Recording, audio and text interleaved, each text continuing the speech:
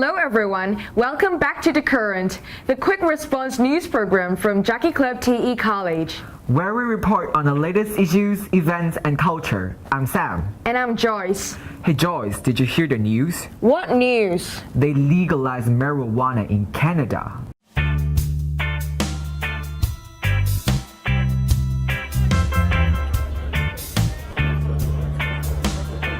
Marijuana? You mean that plant you smoke to get high? Yep. Weed, pot, joint, reefer, bong, doobie, grass. Sam, are you okay? Blend, cannabis, Mary Jane, bud. Sam, it's not the end of the world. Canada has reasons. Look. Canada is the first major economy in the world to legalize the recreational use of marijuana. In a world that's largely against the use of recreational marijuana, what made Canada take the leap? In 2015, young and charismatic Prime Minister Justin Trudeau was elected after running on a platform of, well, you guessed it, pot. Choosing to legalize and control marijuana is because the current system is not protecting our kids. It's right now easier for an underage Canadian, a teenager, to buy a joint than it is for them to get their hands on a bottle of beer. Trudeau believes that the black market is dangerous and skirts regulations that exist to keep Canadian citizens, particularly kids, safe. Marijuana is not good for the developing brain. It's not good for our kids. We need to do a better job of making it more difficult, at least as difficult as it is to access alcohol. But in addition to keeping the kids safe, the government also wants another thing: money. The Canadian government wants to be able to regulate the profits, since on the black market, there's not a good way to track the exchange of goods and collect taxes. The eyes of the world are on Canada, as governments around the globe have been debating this topic for years. Many countries have not legalized marijuana because of their concerns around regulation and that it might be harmful to minors. So does legalizing marijuana work? According to a study by the Economic Journal in 2017, when a state on the Mexican border legalized medical use of the drug, violent crime fell by 13% on average. Economist Evelina Gavrilova said, "Whenever there is a medical marijuana law, we observe that crime at the border decreases because suddenly there's a lot less smuggling and a lot less violence associated with that." Though the Canadian government sounds super cool right now, they're still going to take a firm stance on the rules. The legal age for marijuana use will be 19 in most provinces, and it will be a federal crime to supply marijuana to minors, with a penalty of up to 14 years in prison. Okay, fine. So Canada legalized marijuana to fight crime, keep it away from kids, and get taxes.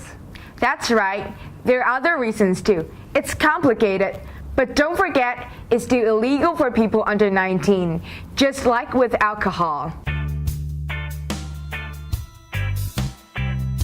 But marijuana? How could they make marijuana legal? It's a drug, like cocaine, heroin. Is it? Facts paint a different picture. Are you serious? Yes, but you know what? You're confused. Students may be confused too. So let's do an experiment to see what they think. Great idea. Over to you, Edward. Thank you, Sam and Joyce. Have you heard of marijuana? Yes, I have. What is it? Something like cigarettes that damage your brain cells. It's kind of like a drug. You use your mouth to smoke it. No. It's weed. A kind of drugs. How do you use this? Like smoking is dangerous and people smoke it and it is addictive. Now we have an activity for you. There are 8 items on the table.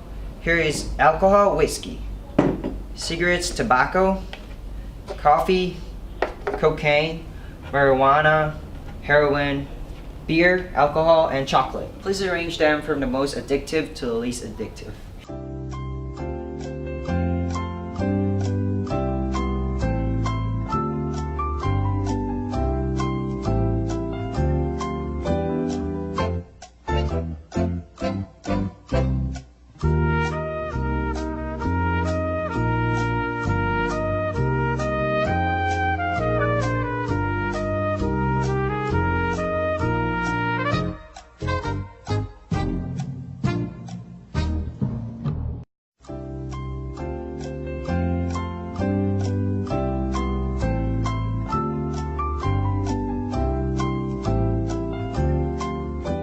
Well, that's great. Actually, most studies show that marijuana is less addictive than the stuff here.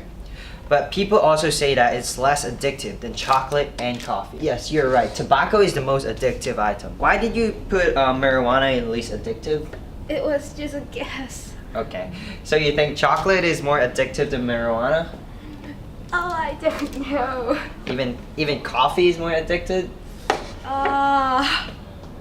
Alright, you got a lucky guess. Actually, they say that marijuana is the least addictive.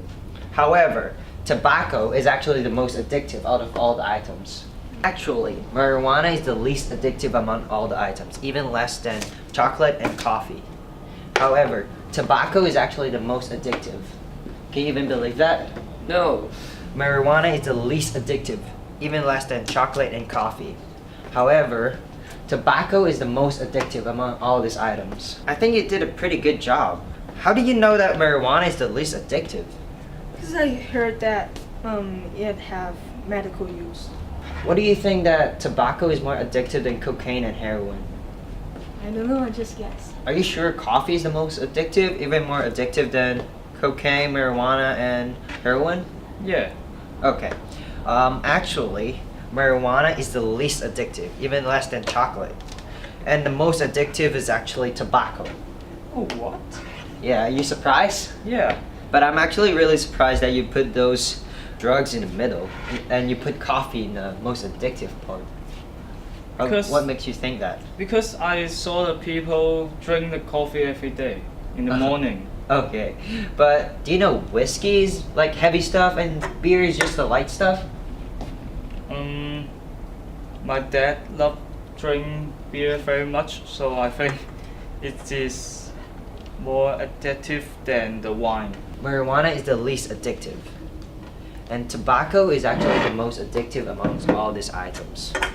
Are you surprised? Yes. Did that surprise you? A little.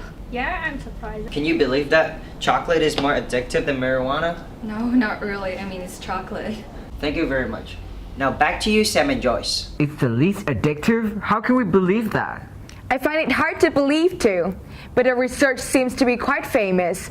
Look at this chart. As you can see, according to the National Institute of Drug Abuse, tobacco, cigarettes is the most addictive.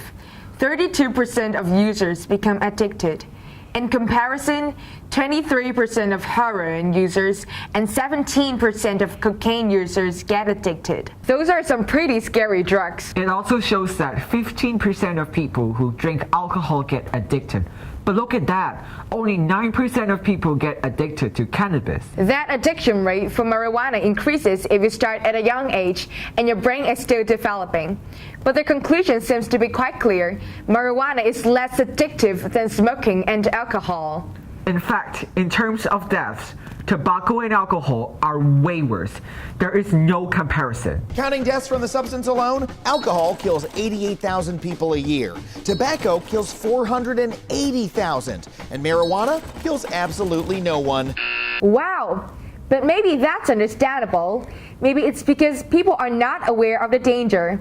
After all, tobacco and alcohol are legal. True. Maybe legal substances are responsible for more deaths because people are simply unaware or not on guard. So what's the answer? Making other illegal substances legal too? The true dangers might only become apparent when there is greater usage.